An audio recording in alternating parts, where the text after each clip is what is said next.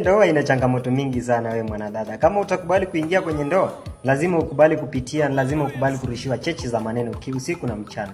Yaani sasa hivi sisi mandugu zetu tunakubali, tunawasaidia usiku na mchana.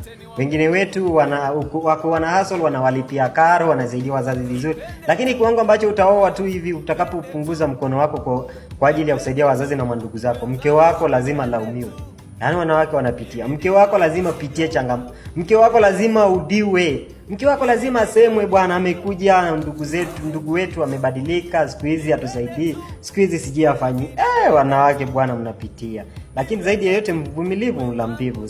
Mwisho wa siku Mwenyezi Mungu atakubariki na atakusaidia katika hiyo ndoa. Usijali, zidi kuomba na zidi kumuombea hata mume wako, na Mwenyezi Mungu afungue milango za kazi na mafanikio ili azidi kusaidia ndugu zake jinsi alivyokuwa anasaidia kabla uje. Kwa sababu usiwe chanzo cha kulaumiwa na usije chanzo cha mama mzazi kuongea mengi sana na kulani hata uzao wako. Asante sana.